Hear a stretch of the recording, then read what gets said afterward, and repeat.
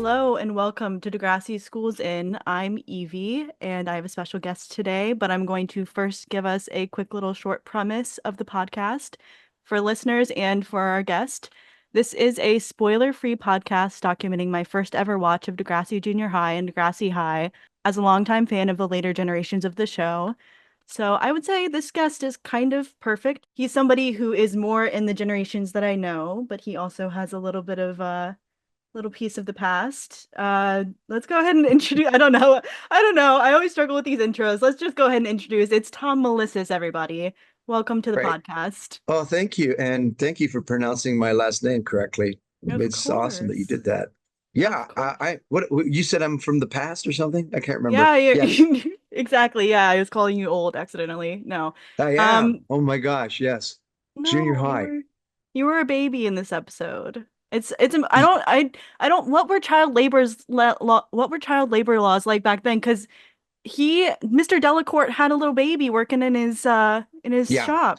You Yeah, were like I 10. was 11 years old and I was Exactly. working on cars. In Like Canada, yeah, you could start working on cars at an early age. You're so sweet, Evie. Yeah, you I should have can't been in remember. school. Let's see. That was 1988. And Do you, I don't think I would imagine a lot of your fans and followers probably weren't born in 1988. do you know where I was in 1988? You weren't alive. That was 10 years before I was born. Oh, so We wow, that's amazing. So okay, so that was I think we filmed that 1987, Yep, I was something gonna like that. say we have a little list of facts about this episode. It aired March 8th, 1987. Oh, Yeah. wow. So in 1987, it was written by Scott Barry and it was directed by John Bertram. People I don't know, don't remember. I was gonna ask if you had any memory of. John Bertram. The last name reminds me of an actress named Laura Bertram that was in another type of school show called Ready or Not, in which I played a teacher. And her name was Laura Bertram. She went on to do other things in out west, but I don't remember. All I remember was being at that auto mechanic shop in Toronto, and it was a real shop. It was an actual shop, and I remember that was my scooter in the episode. That was actually my bike, my leather jacket, my helmet, and I just it was fun because I pretended I was working on a car, and all I was doing was just pressing that drill, just pressing it, and just vibrating my hand. It made me feel so empowered. How much do you know about working on cars? I'm assuming Mm, not much. Very I think back. when we met, you were getting your car fixed by somebody, so I would imagine Yeah. you're not the type to like tinker around with your own car. Well, no, it's true. But I did. I can change the cabin air filter on a vehicle, and that saves Oh, about $300. It's a little. It's like a furnace filter, but it's a small one, and you got to okay. get under and go on YouTube, and you could learn how to do a lot of things if you have the tools. Yeah. So I can do that. Back then, I could service my scooter. I knew how to disconnect the battery cables and take it out and put oil in the cylinder so I could store over the winter. So that's Is about it. a scooter a little easier to manage than a car? Oh yeah. I Yeah, know nothing absolutely. about any of Well, I that. could I make don't up get my something hands and really dirty. impress you. Yeah, it's like a scooter's like a 737 Boeing jet engine. It's huge. Yeah, I'm impressed. I don't know anything about any of that, so you could literally be talking nonsense and I'd be like, Yeah, I was talking I nonsense. figure. They put me under a car in that episode. That was really I took my life in my own hands. I know. Did you get paid extra for, No, really risking your life like that? no, no, I didn't. Speaking of cars and getting cars fixed, we met because you were getting your car fixed That's in a right. That way. worked out. Yeah, that worked out perfectly. I was getting my vehicle serviced at a service center not far from Degrassi, the street exactly. And I remember I saw that you and Degrassi Kid, It's the one JC and only. was, yeah, the both of you were in the area. And I said, what the heck, I want to kill time. So I reached out and you guys said, sure, let's meet at a coffee shop right by Degrassi, which was a 10-minute walk from the auto service shop where my vehicle was. And that was the best time I've ever had waiting for my car to be serviced.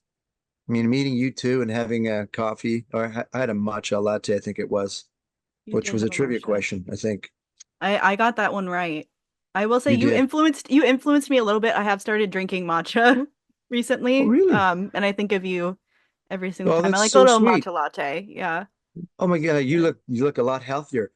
Yeah, I know. Just If kidding. my You're life has glowing. transformed. Exactly. Wow.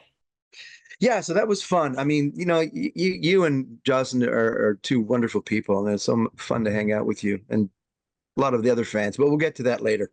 Of course, yeah. I'm so glad that you were so open to meeting us and hanging out with us and spending so much time with us. It was surreal, honestly. It was Yeah. such a great You know, experience. no, even as I get older, I become more appreciative of the opportunities that I've been given in life, and particularly working in the business of TV and film and entertaining, and I mean, even while I was in England, there was three or four people that were followers of another show I did called Due South. And they've been to conventions every year, and I'd meet them. And then I said, I'm coming to England. And a lot of them said, hey, can we meet up? And I couldn't travel far, but those people I met drove 3.5 hours to meet That's me. awesome. And we sat down and had coffee. And yeah, it's something you shouldn't ever take for granted. And I think a Yeah. lot of people in the business don't. They don't take it for granted. We appreciate anyone who supports the work we do or supports the industry, which is, Yeah. you guys are amazing. Thank We you. love you. Yeah, Thank being you. we love you, clearly. Oh, We stop. dedicate so much of our time to talking about the things that you've done. Yeah, I think it's amazing that you are able to connect with people and that you're so open to, again, like open and willing to connect with people and that you've had such great experiences. Yeah. It's great to see this particular show is how it's impacted a lot of young people like yourself. And that's, I feel honored to be a part of that. I didn't, my character didn't really influence your life, but I was indirectly a part of that. And I think that's really cool. Yeah, you were part of so many people's childhoods, mine included, which is Yeah. amazing. I Yeah. know. How does that feel? Well, it Um, feels weird. I may have told you this, but whenever, I get stopped on the street or in public, I mean, I live in Toronto, Canada. You live in Virginia? Virginia, yes. Yeah. Why And did I I was was visit. thinking about it. I Yeah. was literally Yeah. like, Virginia? I was going to Yeah. say West Virginia, but I don't Nope, know. just regular But Virginia. I was visiting my sister-in-law in Georgia, Atlanta, Georgia. And I was with my son in a mall at a store. And this happens more often than not when they do recognize me. They always come up and think I was an actual teacher in their Yeah. lives. So this person in Atlanta said, were you a teacher at Fulton County High? I go, no. And my son nudged me because he knows he's witnessed this before. Because I always go, did you teach at Mackenzie's? I go, no. And I said, I taught at Degrassi. And they go, oh my God, it's you. And it's so funny to see how people are impacted. The character I did Yeah. was, grumpy, and eventually I was nice, but it's really cool to have that experience of being Yeah. recognized. They're part of you are part of their consciousness, even if they can't really place it. You are in their brains, which I think is really Yeah, cool. You yeah, touched their lives, clearly, yeah. which is amazing. I That's can't cool. imagine That's that cool. having that Well, sort of impact. I think people look at you in the same way by doing what you do. I appreciate that. I am finding that like doing social media and putting myself out there and all that kind of stuff and connecting with people, it is really, really cool. And Yeah, I'm you're a facilitator. absolutely, it's unexpected, but it's really cool. It's an Yeah. interesting way. All right, let's get into some of the Degrassi questions. I've got some general Degrassi questions, and then we'll get sort of more into the episode at hand. That Okay. sounds good with you. Actually, I'm going to tack on one additional question. How old were you when this episode was filmed, if you don't mind me asking? Okay. I know you said 11. Not, I taught social studies. I didn't teach math, so give me a second here. I can't help Yeah. you. I also can't do math.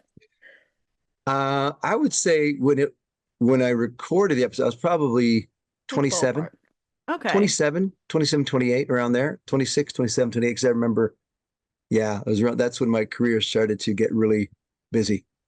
I 26, was 27, curious 28. because I was curious how conscious of Degrassi were you prior to being on Degrassi for the first time? That's a great question. I just vaguely remember the Kids of Degrassi, which was I think the original one. And Yes.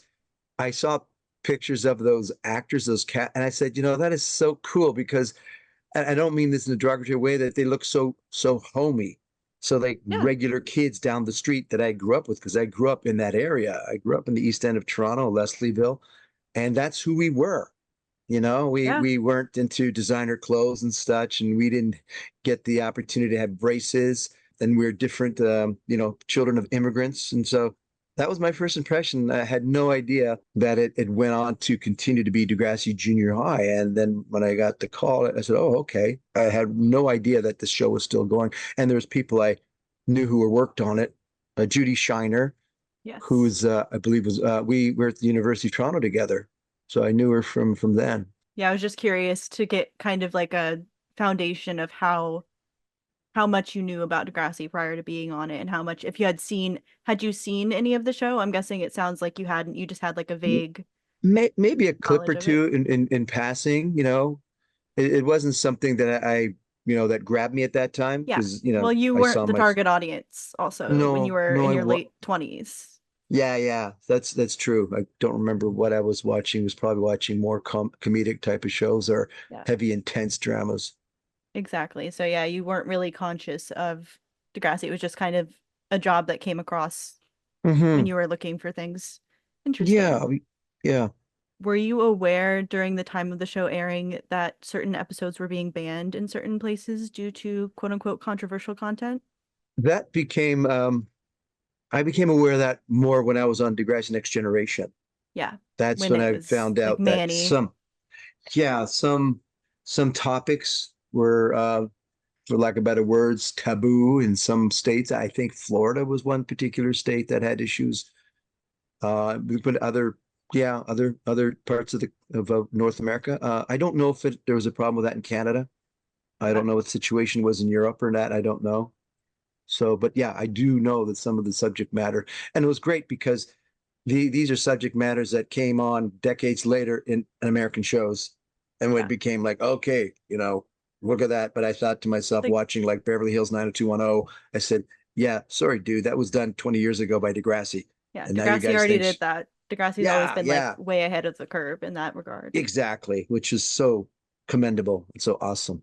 Absolutely. So you would say it's like an honor to be a part of something like that that really makes that sort of impact? Yeah, yeah. I don't recall being involved. I mean, my episodes I was in, my approach was I would just simply, I wouldn't. I would read the entire script. Sometimes I wouldn't, and I didn't see many of the episodes because I wanted to have a fresh approach as Perino because I wanted him to be a Yeah. teacher that was not aware of what the students were going through, Yeah. so that if it came out in a scene, that would help me going, You oh, weren't too, yeah, you okay, weren't too dialed in. You weren't sitting there like knowing like an interaction between like Eli and Claire, for example, where there's like so much drama. You weren't like sitting there like actually you didn't give a shit. Like you were in your own world. You were, yeah. yeah, exactly. It could be like, yeah, I didn't give a shit, but also it was a combination of that. And I didn't think things should be so precious. But at the same time, I wanted to be caught off guard. Yeah, I absolutely. wanted to be educated. And you, I yeah, wasn't you I were. wasn't a modern day woke teacher. I didn't know the procedures, how to handle kids on the spectrum or kids with certain issues. I just wanted to be that dumbass who would go through like a bull in the china shop. But the learning curve began in the show, and you could see Perino slowly come around, and beneath that gruffness, that tough love, there was a sensitivity that developed because of, being on being a teacher for 10, 15 years, being on Yeah. the show for 10, 15 years or whatever, how long it was. I think it would have been really interesting to see Perino in like modern day because we saw the scene in Next Class, which we talked about in person, where Perino says something ignorant to the character Goldie about like, oh, where were you and where did you come from, implying that she wasn't from Toronto, Right. and like facilitating a conversation that included talking about like suicide bombers and all that kind of stuff, just ignorant conversation. And Mr. Perino got checked in that moment and Yeah. ended up saying like, I'm sorry, instead of fighting back. I think it would have been very interesting to see if Next Class continued to see Perino continue to learn from the students and that Yeah. dynamic sort of be switched and see that he doesn't know everything. Like Yeah. especially with Absolutely. teenagers and stuff having a lot more language to kind of like come back at teachers and all that kind of stuff.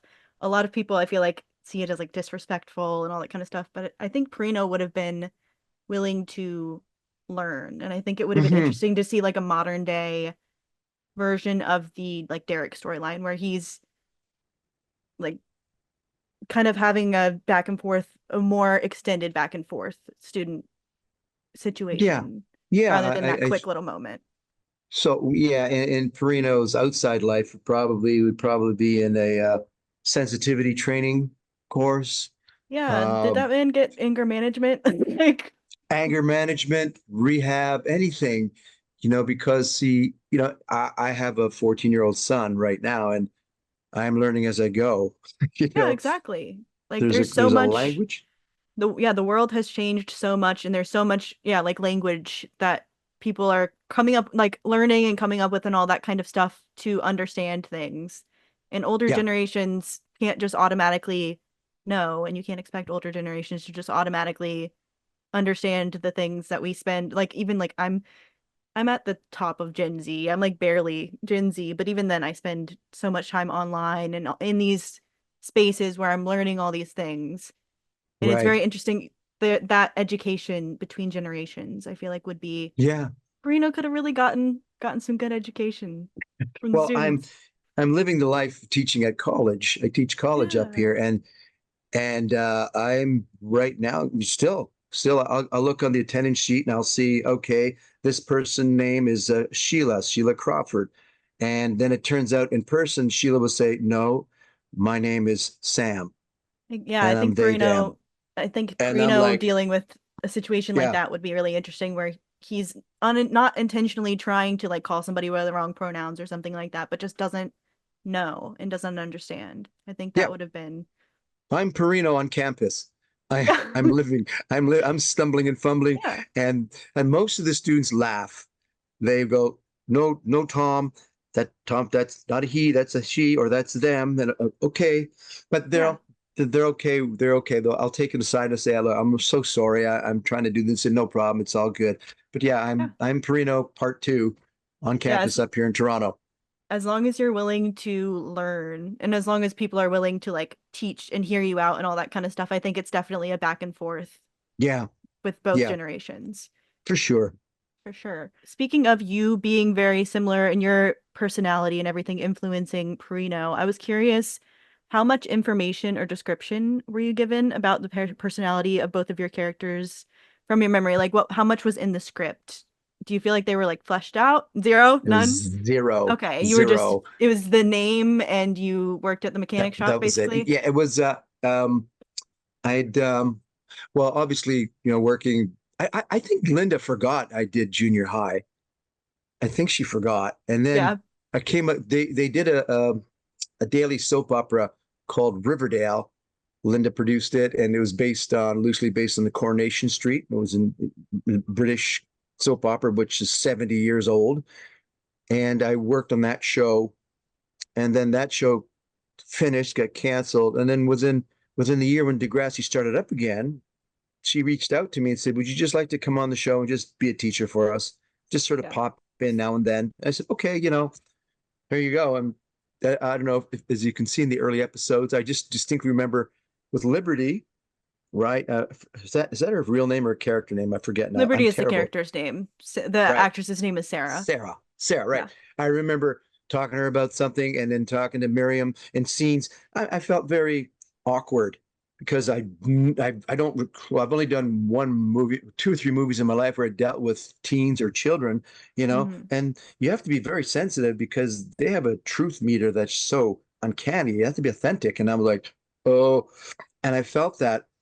And, so I was Mr. Nice Guy. And then they threw that episode where suddenly with Mark and Delmar, Hmm. suddenly I was a An mean, asshole. Yeah. mean asshole bully out of nowhere. And so I said, okay. And I remember talking to the director, and he kept saying, look, maybe you're on edge because your wife is about to have a child. And you guys have had arguments. And I said, yeah, maybe we're about to separate. I mean, so there's a lot of stress and tension, and I was mean. And then I thought, okay, when I got suspended at the end of the episode, Perino gets suspended. Yeah. I thought, okay, I know Degrassi. At the end of each season, they always end up with a cliffhanger, some horrible thing. And I thought, and that time the climate was really horrific in schools and parts of the world, which there was, shootings. And I thought, Yeah. Perino's going to come back angry with an Uzi, with a He's gun, gonna, and he's yeah, going to gun down kids in the hallway. gonna take his Nothing. revenge. Nothing happened. I come back. I'm filling in for Simpson without any without any Yeah, explanation. nothing. And I thought, okay. And I became sort of a little discouraged. So I became irreverent. I go, okay, whatever. You guys don't care enough to tell me what happened to me. So here's your assignment. Good luck. So I had Yeah, that attitude going in, and the writers picked up on it. And they said, this guy's an irreverent little jackass. Let's ride with that attitude. And eventually they started putting me in situations where I got egg on my face, yeah, coffee, someone's lactating in class, or someone knocks something over, and it's on me to be going. So you get to yeah. see this guy in an awkward situation, and I really love that. I love that development that just came between us and the writers, between myself and the writers, and the approach was it just was organic, just happened. It No one planned it, I don't think.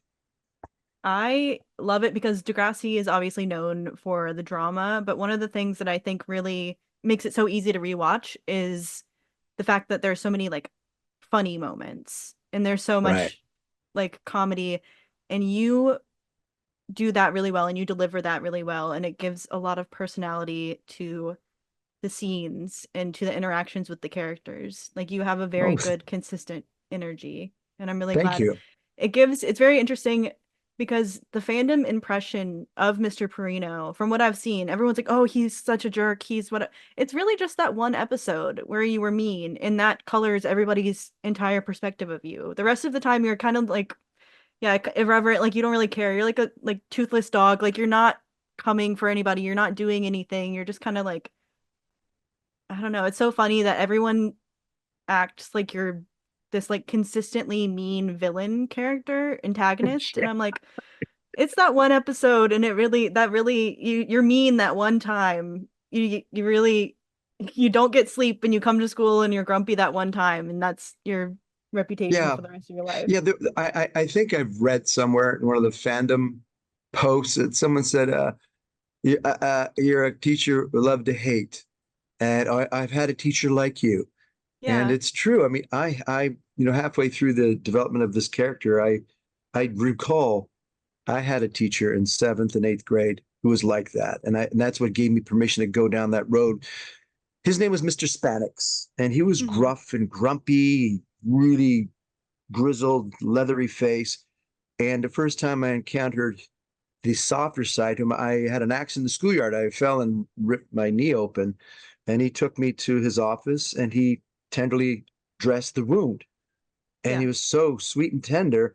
And then he became the assistant coach of our hockey team. And he would always take me aside and give me certain advice on how to do something that worked. And one time we were driving in his car to a game, and his car had defrosting issues. So if you're driving in the winter and your windshield wiper fogs up, he was yelling at us to stop breathing. Stop breathing. You're fogging up my windshield. He kept wiping it. And Yeah. then I began to notice this guy has a sweet side to him. He looks gruff, but he has a sense of humor and he's tender. And then that gave, in a sense, that gave me permission to keep going down that path with Perino.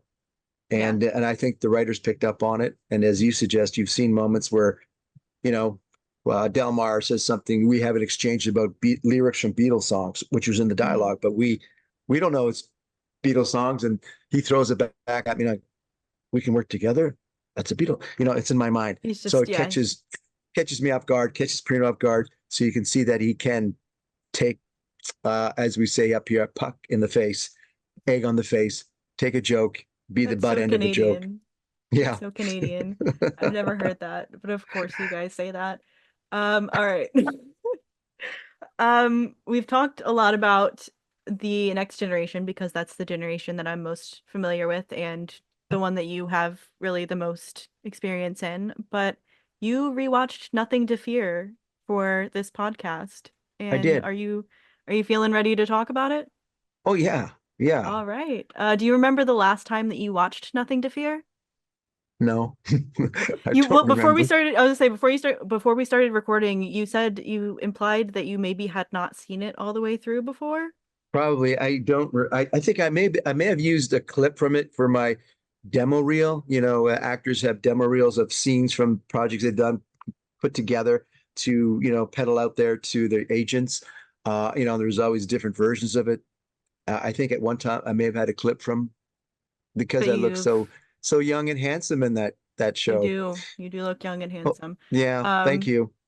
Still look the same today. It's confusing. I don't get it. Um, You got to all clean right. your screen. So Yes. you're saying that I made you watch this episode all the way You through didn't know. in You didn't person. make me watch it. You I sent me the inspired link. you to. I did, and I watched it, and I thought, what a sweet, wow, Yeah, such a sweet episode. LD Amanda was adorable. she She was was. like that off camera, as I recall. Yeah, how do you actually I have a fan question about that we're gonna jump to really quickly. Did you have a lot of interaction with her name is Amanda Cook prior to Correct. filming the scenes with her? How much time did If you I spend with her? if I did, I don't remember.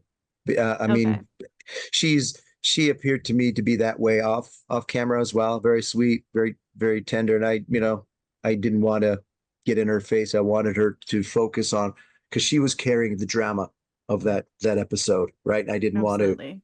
mess with it. All I could do was just be what I was and just be nurturing and caring. Yeah, you guys had great interactions. I Yeah, that was really sweet.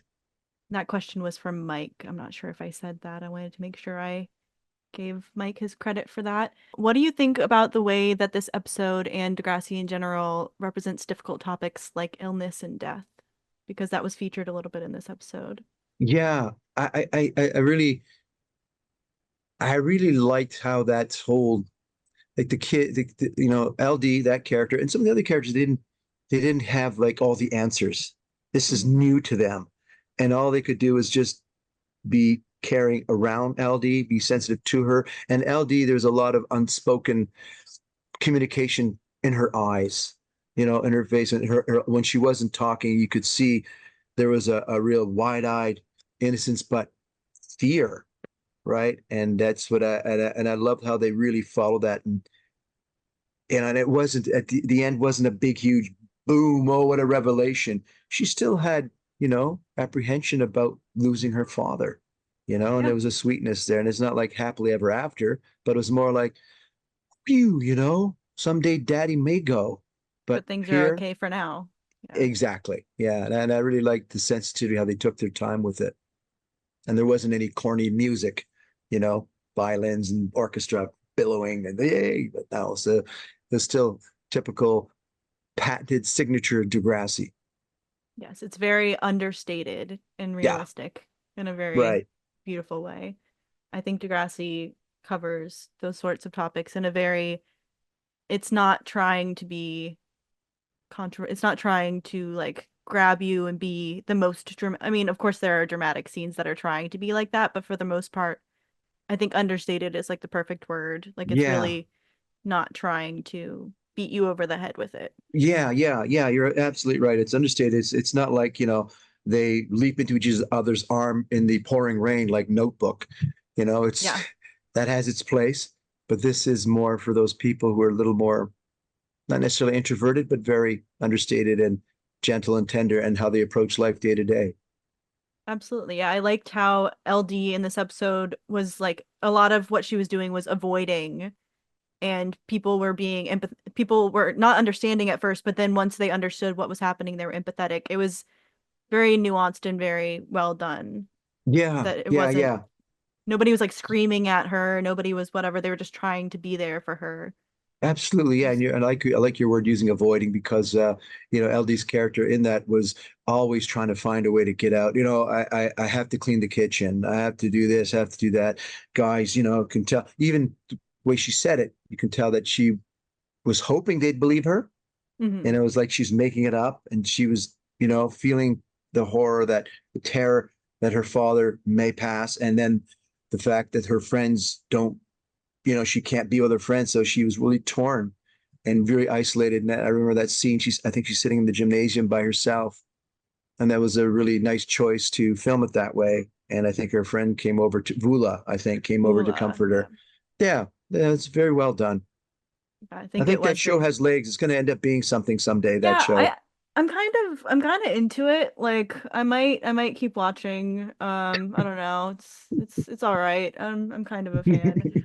I found an interesting parallel in this episode between LD and Anya later on in the episode My Body is a Cage, which is actually an episode that you appeared in, Mr. Perino. In My Body is a Cage, Anya is dealing with finding out that her mom has cancer, and she's doing a project with Sav and Holly J and is doing the same thing of avoiding them, and they think that it's about something else. They think that Oh, she's right. found out that they're dating and all this kind of stuff.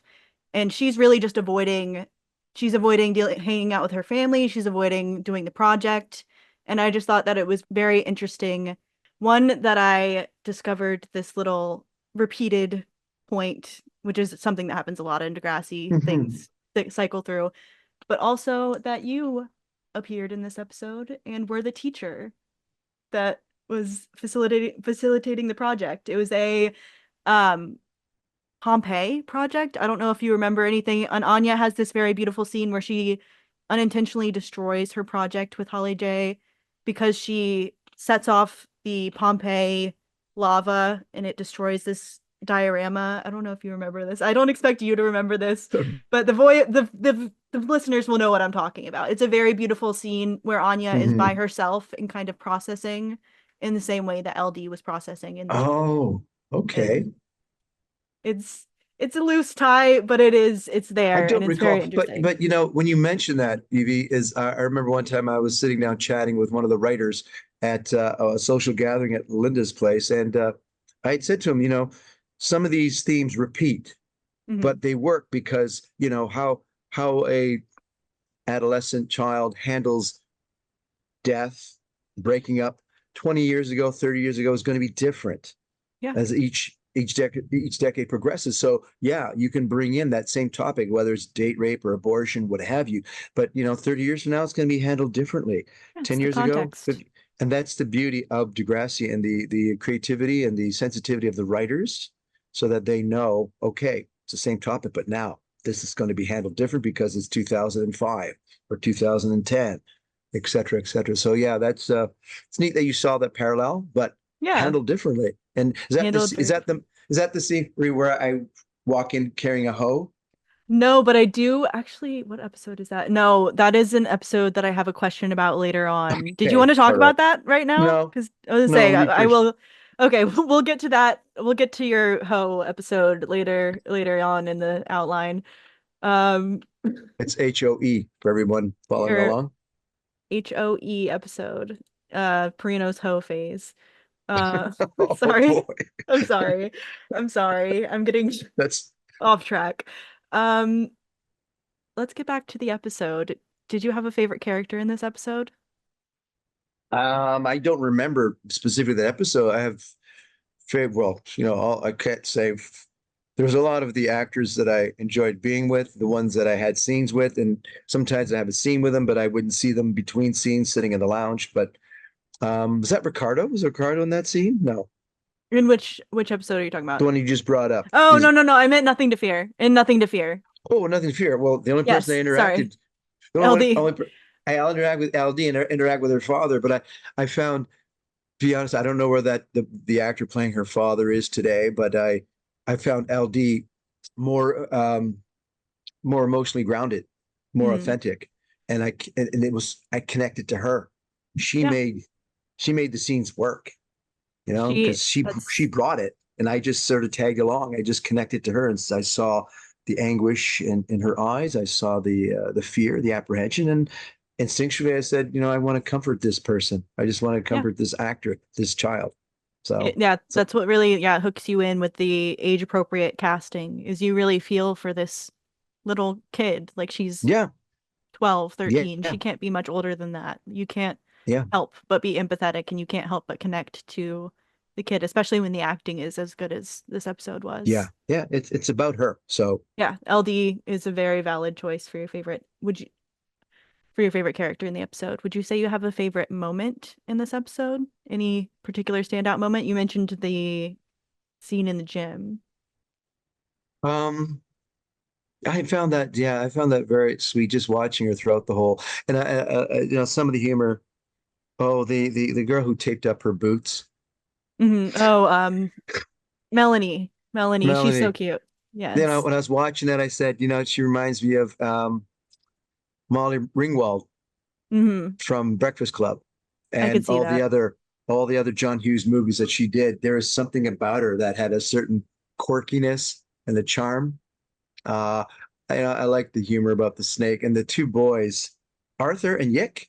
Yes. You know, funny, very funny guys. They're Yeah, I very mean, cute. it was really fun to see that whole thing, and then I could hear the announcements over the PA system about tarantulas and jokes. It Yeah. was a well put together episode, and I really had a kick out of it. But I love I playing do with the love it. drill. I love playing pretending I'm fixing a car. That was fun for me. That was fun for you, the method acting of getting to Yeah, play with the just tool. reeling a real drill, just like, whoa, look at me. Look like I know what I'm doing, but I wasn't. You had no idea. You fooled me. You looked like a real, I want to say grease Mechanic. monkey. Grease monkey, That's yeah. is that a thing? It's a Grease phrase, monkey? yeah. Yeah. Yeah. I don't that's what you look like. Thank you. You're welcome. Did you have a favorite line in this episode? Oh, I think it could have been LD. I think there was moments where I was watching where I'd say something, I'd look at her and I'd kind of go, he's gonna be all right. That type of thing. I just go off her look. And Yeah, I love the fact that I took in her unspoken communication, which she was beautiful at.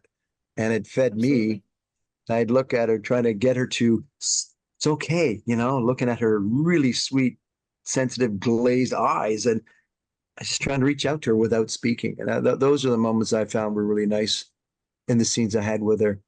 Yeah, you were a really good, like, unexpected support system because I Yeah. could tell your character wasn't in the position where he was expecting to have to support and provide support to a 12-year-old girl. He's Yeah. single guy, like living on his own, working at a mechanic Right. shop. Yeah. Like Yeah. he's not trained for this, but he steps up and he That's does a right. really good job.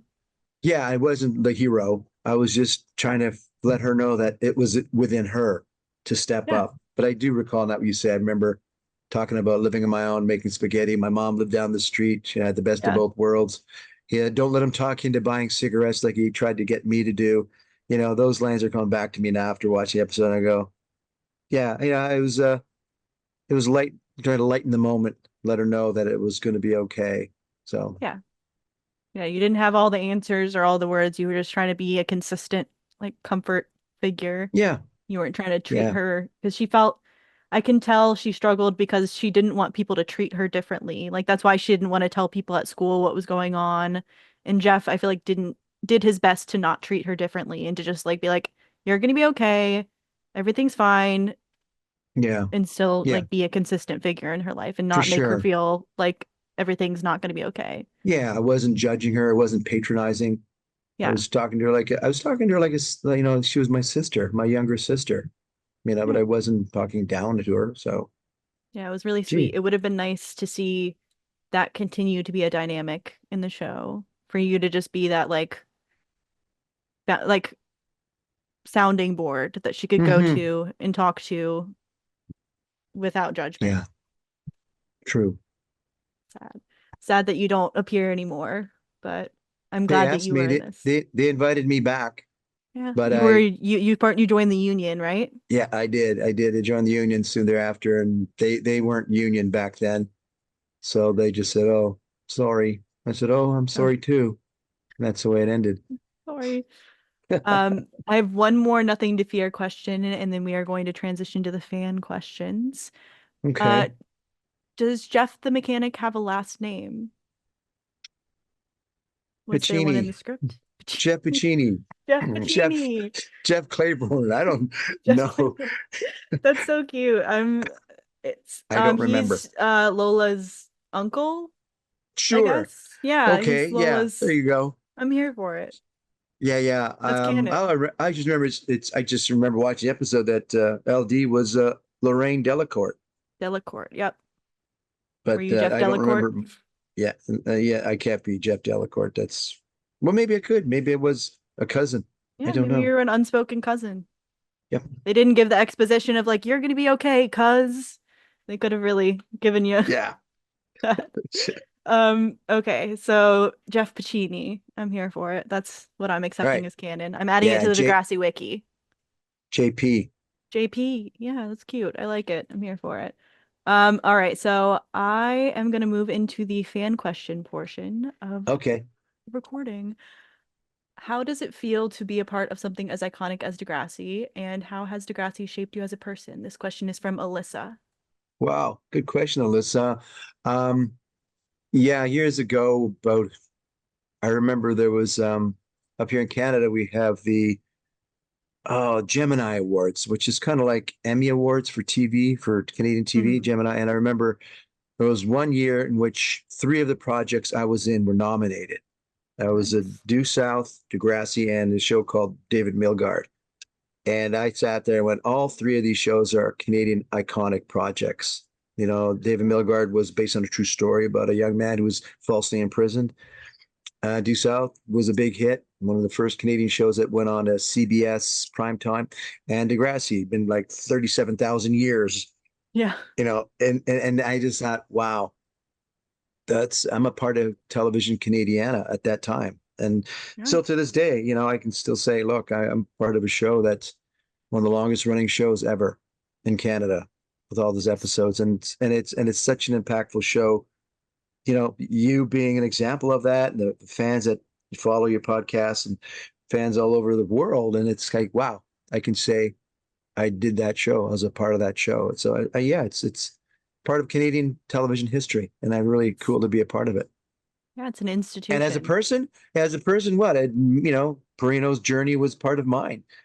Yeah. Trying to tap into that other side of myself and keep it there, and you know, understand that I could be a bit of a gruffy pain in the butt, and that's cool because I Yeah. day to day watching, being introduced to these students and their challenges, these young adults, and like I said, I have a son now who's 14, so I have to now be aware of his Yeah. path and growth, and see how the show may maybe give me the tools Yeah. indirectly, you know. So yeah, Absolutely. It it's helps really you understand yourself and the world around you. I yeah, yeah, that's what art does, you know. As an artist, you know, it impacts people and it impacts yourself. absolutely. It's simpatico, goes back and forth. I Thank you, yeah, I Degrassi. thank you, Degrassi. Yeah, I feel that way as a fan, where it helps me understand myself and understand the world around me and build like understand empathy for situations that I've never been in and haven't encountered and all that kind of stuff in a very real way. And being able to Yeah, connect with people and hear their stories of how they connected with storylines, just right. it's very unique and it very clearly has impacted my Yeah, life. yeah. The characters are so diverse, and I'm sure a lot of the people who love the show relate to certain characters. Absolutely. I know you haven't seen all of the episodes and don't know all of the characters too intimately, but do you have any characters other than Mr. Perino or Jeff the Mechanic that you see a lot of Tom Melissis in, like a young Tom Melissis? Funny enough, there's a bit of Dave Turner and a bit of Adamo. You Interesting. know, Yeah. there's a softness to me, and then there's this really cocky side to me. And sometimes, depending on the situation I'm in, if I'm comfortable, I can be very accessible and soft. But if I'm feeling uncomfortable, then I get cocky and funny and come up with all the quips. Off the top of my head, I think That's a great those combo. two resonate for me. What was it like being on the Degrassi Junior High set as a guest star and then returning to the Next Generation set as a series regular? When you're guest starring, you certainly get a lot of attention, and your work draws a lot of attention. So they want you to be on, they want you to deliver. And when I was on the Degrassi Next Generation, the only kind of feeling I got was like, oh, great, we have an adult on set. Fantastic. Finally, we have an, you know, the crew Yeah. was like, hey, Tom's here because they've worked with me before. Tom's here. Hey, good to see you. And the focus was not on me. You Mhm. know, Perino, it wasn't on Perino, although I tried to steal as much attention as I could. Of course. But it was about the plot lines, the character development, the situations they were in. So I was just there to give a little sting to get the episode going. You know, they're in my class, they're misbehaving, and I just say blah blah blah, and then they go okay, and then they follow them out the door, and then I Yeah. go back to whatever the staff lounge and sit around for 7 days until my next appearance. Yeah. Get some free food. Yeah, yeah, Yeah. yeah. Yeah. That's perks of working on the The set. heat wasn't on me as Perino. No. Although if I had to deliver some dissertation about his history or stuff, I go, oh, I gotta say this, the history of Quebec. I don't know. I got to just write it on the board. No, you got to say it. Yeah, I Yeah. know, but you're gonna cut away when I say it, aren't you? We may not. So You that had was to, the only challenge. I can So imagine that being challenging. Um, that question was from Avis. Thank you so much, Avis. yeah. My next question is from Amber, and it is, what generation of the show was your favorite to work on? Well, the next generation Because, versus the next class. yeah, The next class had some good topics and all that, but there's something about that shift when it went to they changed the set, they changed the look. You got chrome and glass. yeah, It Netflix. lost a little of that grit that some of the students had from the next generation. But yeah, to me, I could identify more with the next generation characters and Mhm. some of their plight and their social demographic, for lack of better words. Yeah, well, like you said with Kids of Degrassi Street, and your perception of Kids of Degrassi Street, it was like people that you went to school with and people that you lived around. Yeah, The Next yeah, Generation cast was a little bit more realistic, but they were actors and they were made up and and then by next class, they all looked great. They were beautiful, but they were like they were beautiful. Like they looked polished and it was just yeah, not realistic. And they didn't yeah. look like even they were still, Yeah, they're realistic, but they yeah, just seem they're from the. I mean, I think I talked about this. I mean, there was a couple of high schools in Toronto that had, you know, very wide polarity type of, vast differences in the social economic type of households or students for that matter. Some rough kids mixed with the real designer clothing ones, but they connected on certain levels. But you can see the, you know, wide disparity. And I think that's realistic, but it just seemed that was missing from next class. At least I yeah. couldn't see it. Yeah, even the characters that were meant to be kind of like poor or from less good neighborhoods and all that kind of stuff, they were still like styled very much like, oh, this is a costume of somebody who's like it's still like they were still wearing, I don't know. I love Next Class. That's actually my favorite era of the show, but Hmm. I do agree that they lost a bit of the realisticness Hmm. of it, even though they were still age appropriate and even though They the were. topics were still great and the content was still great. There were some hits and misses, but Hmm. that's natural with any TV series. And they really had Yeah. to, one thing with moving Next Class to Netflix is that they really had to reformulate things quickly Right. and figure things out. So I can Yeah. understand why there were some stumbles. Yeah. But The yeah, with characters were rich. They're really rich and layered, and I really liked great. some of them quirkiness. But they, like I said, it was a little polished. It was. The school was really nice.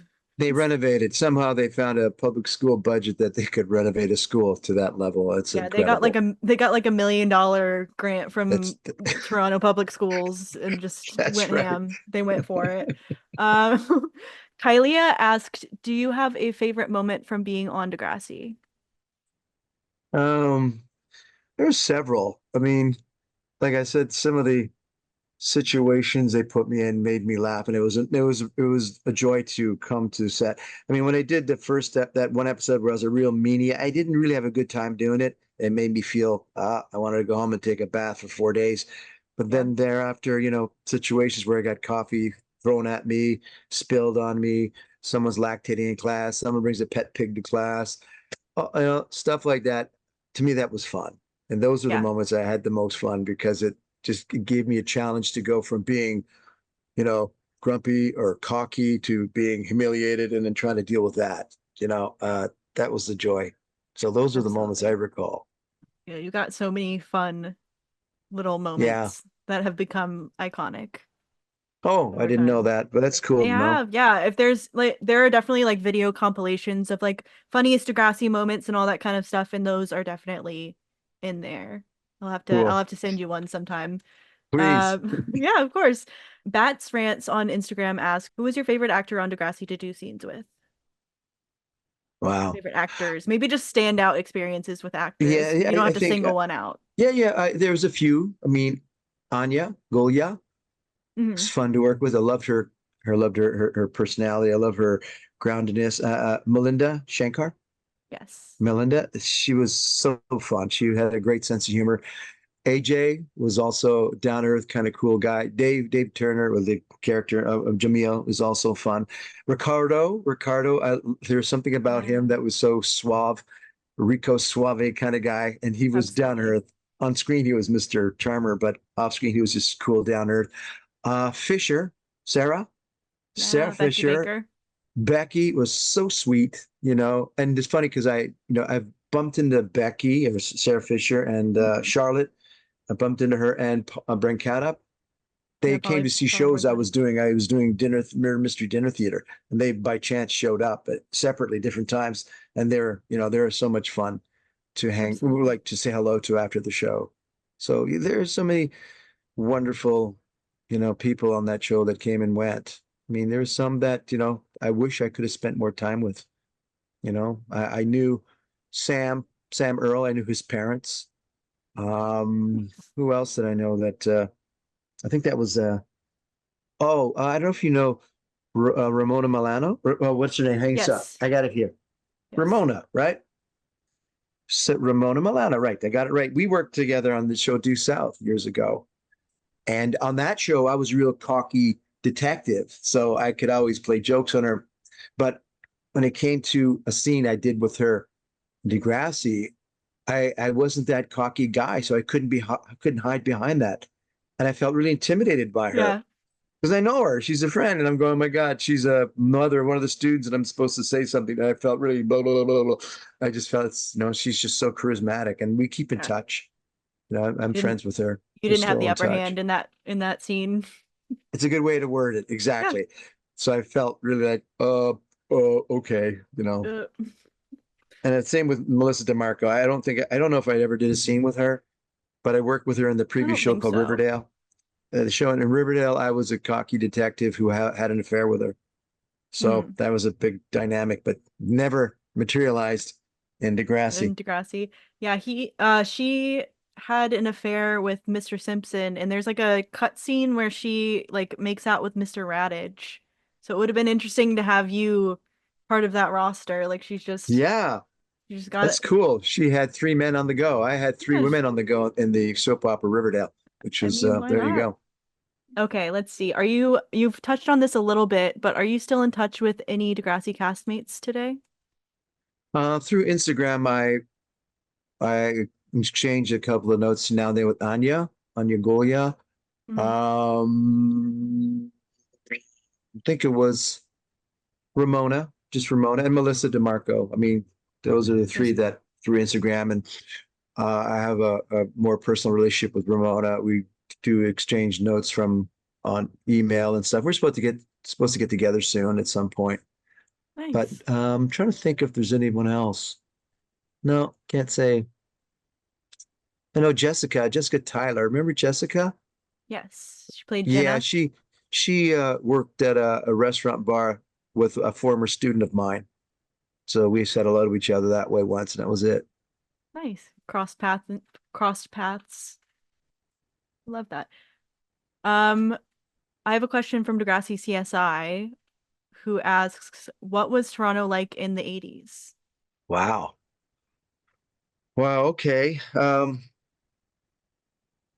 remember I was into the 80s. I was in a basement punk new wave band. And so the scene was that in Toronto. A lot of clubs were, you know, spiked hair, really punky new wave. The scene was pretty, clubs were, hopping with dancers and pogos and rebellious type of thing. And it was happening downtown Toronto. It was like that. It had a lot of clubs or dance clubs were just hot. That's all I did. I just went to clubs and danced. And then I was in my band and we played a couple of campuses and a couple of bars. What Yeah, it was yeah, you what feel wild instrument and free. Hmm? what instrument did you play or what Well, part did you at play? first, I was first the lead vocalist. I wasn't much of a singer. I was more of a shouter, which was okay back then. Yeah, for that And kind of then music it worked. yeah, yeah. And then eventually I So I started playing drums on my own, started to teach myself how to play drums, and then I became the drummer who could sing. And Nice. that was it for a few years. And then I packed it in and went back to university. I would not have expected that. That's really fun. I'm glad. So you had a crazy time in the 80s. Yeah, I And was then with you we had three different bands. So you had the first band was called the Exploding Tickets, then it was Return to Normal, and then it was the Groom Kirby 12.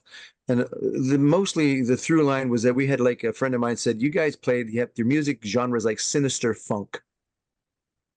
that sounds I'm here for it. That's I don't know. sinister funk. You had Sinister some funk. good band names, honestly. Oh yeah, they were fun. Yeah. Those are some good band names.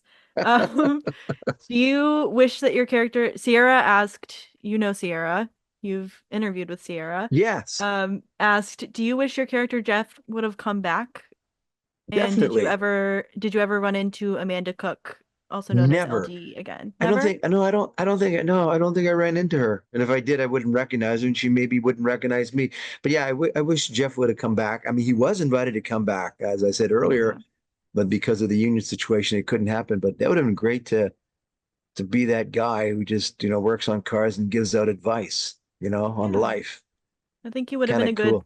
good mentor. Maybe LD could start bringing friends in to talk to him. Like he would just Right. be the question guy. He's Yeah, just like yeah. Sure. Like reluctant. He's like, Lucy from Charlie Brown, the 5 cent yeah. Oh psychiatrist. yeah, yeah. You're like, I'm gonna have to start charging you. Yeah. They just like start bringing. They can bring him little matchas or something. Oh my Did God. matcha exist in the 80s? I'm sure it did, but like It did, but it wasn't here. I mean, he I think didn't matcha is either like. Chinese or Oh yeah, Japanese, I was gonna say so I yeah. don't But think you it was didn't there. have access to it. You weren't drinking matcha lattes in the 80s. No, no, I wasn't. No, I was drinking something else. What were you drinking? What are you implying? Nothing. Water? Yes, Lots and lots of water to keep up with those late club nights. yeah. Hydrate at 6 a.m. Exactly. At 6 a.m. Okay, so we have a question from Degrassi Kid who asks, did Jeff the mechanic secretly change his identity to be Mr. Perino because he's a secret assassin? Which this is That's absolutely true. that's I don't know how you found that out, but it's true.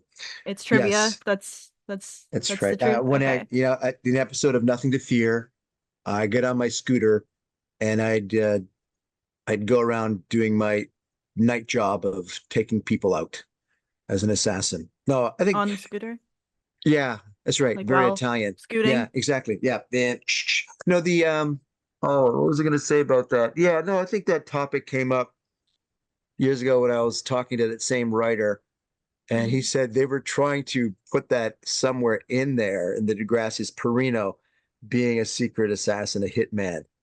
Um, yeah, I don't I would think have that loved would that. fly. Maybe in a movie version, Just if a they ever little do Easter it again. egg where he's just a serial killer. There's a theory that one of the characters' dads is a serial killer because one of the movies they like go to a cabin and there's this whole like murder mystery. There's stuff hidden, there's like stuff buried in the cabin and all this kind of stuff.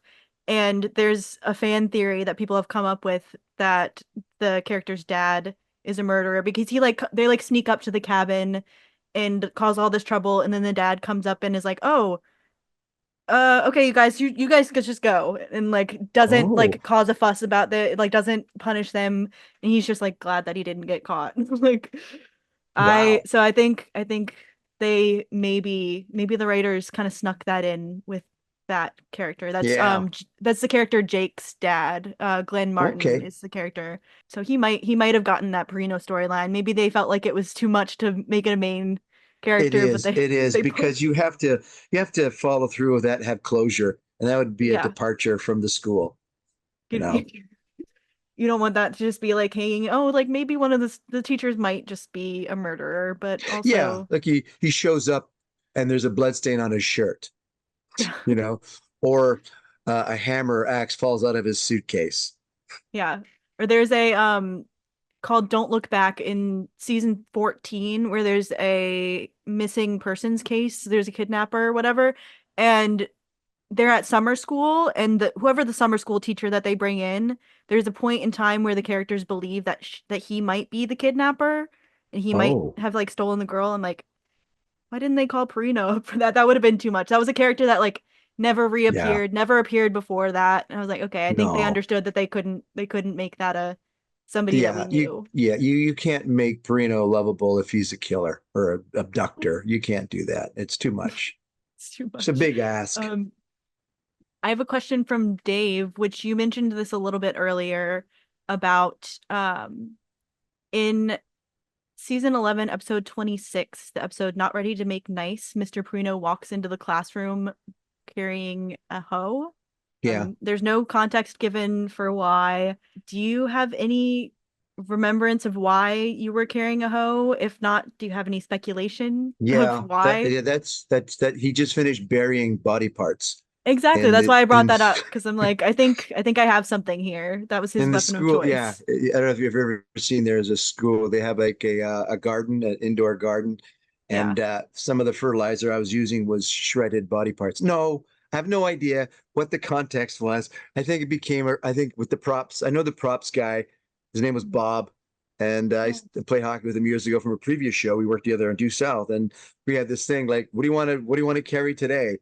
Okay, coffee mug got tiring, very tiresome suitcase. So yeah, statue, a horse's head, or a hoe, or whatever. So they just gave me stuff, just for fun. That's all. I There love was no that. That's a context. Sorry, I cute wish there little was, but there visual. wasn't. No, I kind of like it better that it's just like a little visual gag that Yeah, it is. Yeah, unexplained. he was Um, growing his own pot. exactly. Yeah, he was running late to class. He was trying to finish up his side gig of uh Side hustle. He's a dealer. growing it. Thank you so much, Dave, for that question. All right, I only have two more questions, and then we're wrapping up. I appreciate you so much, by the way, for doing this and for coming on and spending time with me and answering all of my questions and the questions of the people that I've Oh, it's submitted fun. No, questions. it's fun. I really love this. Of course, I really am so glad that you could come on. This kind of ties into my next question from Degrassi Kid, which is what's it like interacting with Degrassi fans online? It's awesome. Yeah. You just some people they have their own private lives and they're just from different parts of the America or the Canada or I think there was someone just the other day said to me, "Oh, you just got back from England. That's my hometown.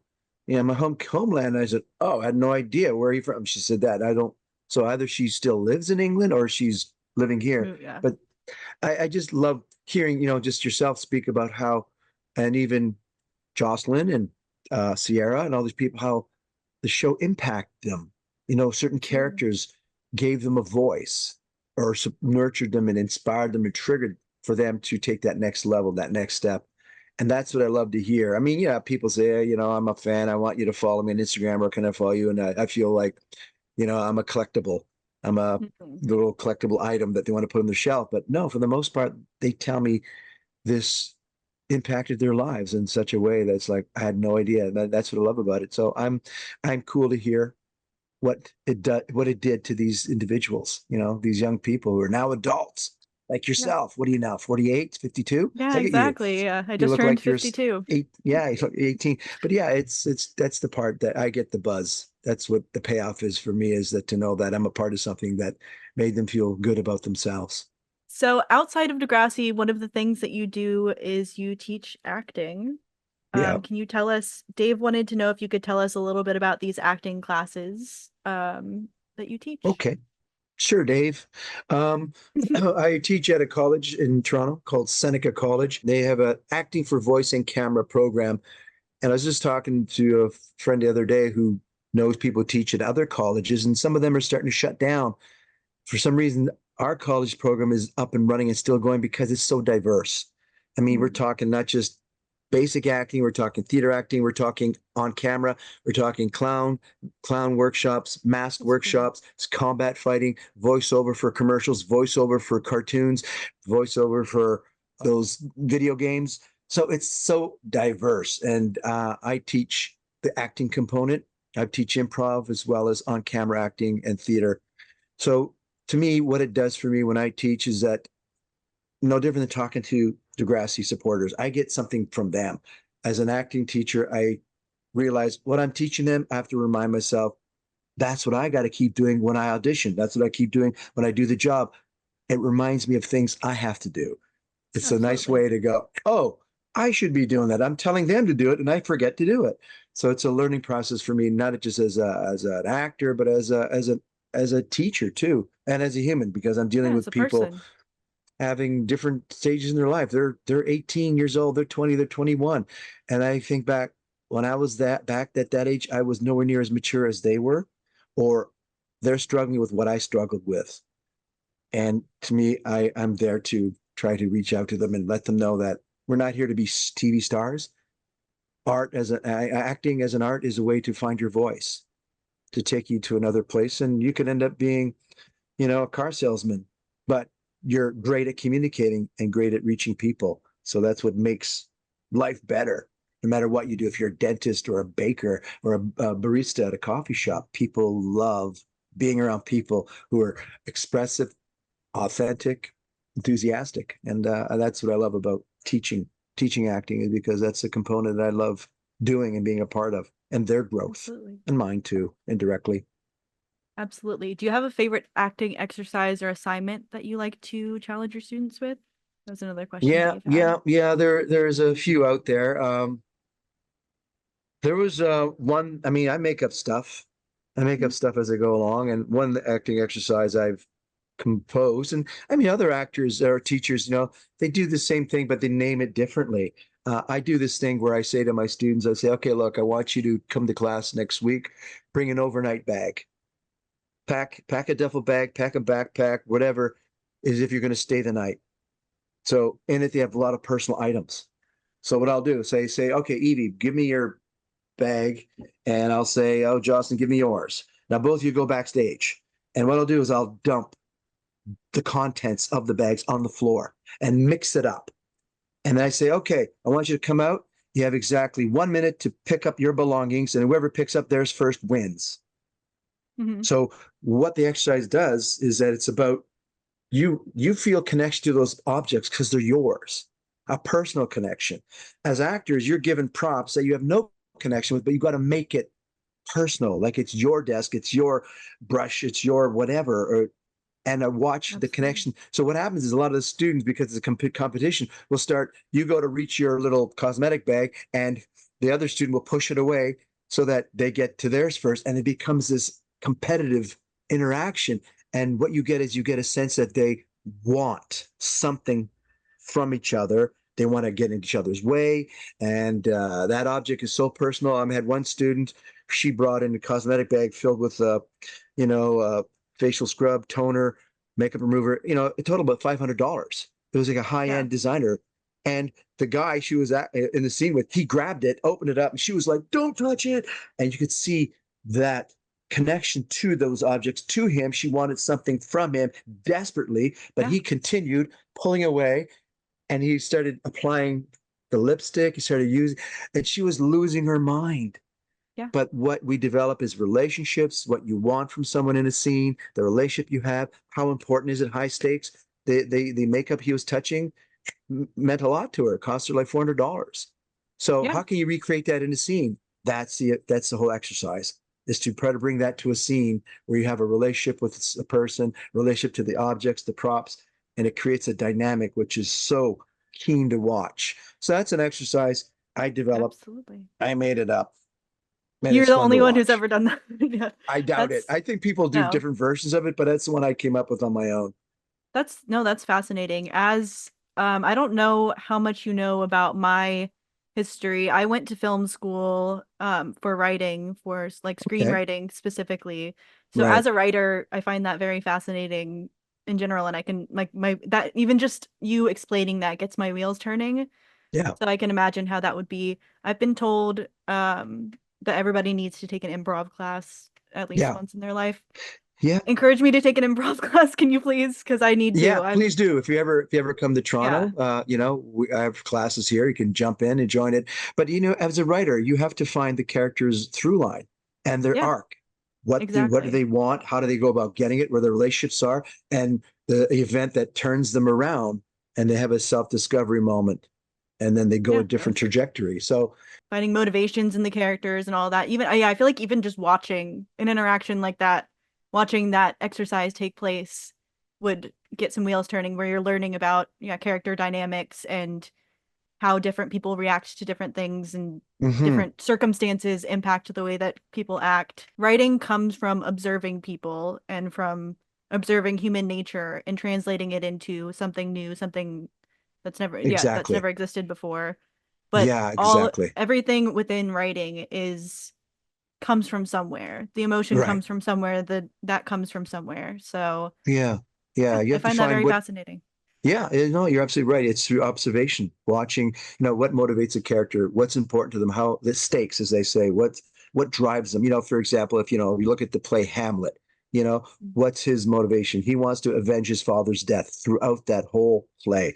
And what is in his way? His Yes. conscience, or his girlfriend Ophelia, that's in his way, or the fact that it's his uncle that married his mother. What's his mother going to think of? All these things, and he has to overcome them.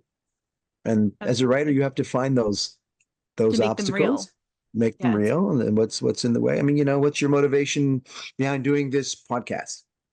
yeah. I don't know. You seem to enjoy it. It's I do. something, Yeah, it's elevates you. You get a nice payoff, and I get a buzz out of it too. So there you yeah. go.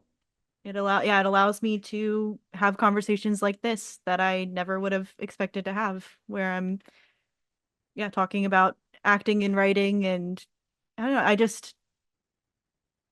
I get something different out of recording a podcast than Yeah, I'm expecting to every single time. I go into it, like I said when before we started recording, I was like hearing my heartbeat in my headphones and I like had no idea how it was going to be. And then we were able to have this great interaction conversation right. where I learned so much about you and you learned about me.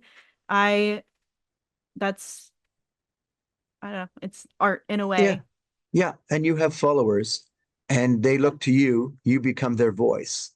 So Yeah. that elevates you, right? And what are the obstacles? Well, technological, where you have obstacles. Oh, my phones aren't working and the lighting's Yeah. off and time zone and whatever. We overcome it, and that's the payoff. We get this feeling of elation and accomplishment, and that's what makes us Yeah. feel good on a day-to-day basis. So Yeah, being able to have a finished product that all this work goes into it, me writing the outline, me us recording, me editing it, all that kind of stuff, and having that finished product at the end is very satisfying and fulfilling to me. So yep, that's why I do what I yes, do. awesome. Great. Yeah. All right. I have taken a little bit more time than I was trying to, so I will let you go. Okay, We're not too we're off good. schedule, but I'm gonna I go did say across the street. 2:30. All right. That's right. We're Go across good. the street. We're fine. Okay. All right. Thank you so much, Tom, for You're coming on welcome. And Degrassi don't Schools forget to In. send me the compilation of all the funny moments. Yeah, there's Or a bunch of them of the compilation of Degrassi moments. I can definitely send those your way. and I'm gonna All right. watch this because it'd be funny to watch, see how this comes off. Absolutely. All right. Thank you so much for coming on Thank the you, podcast. Evie. Have a good Take day. care. You too. Bye bye.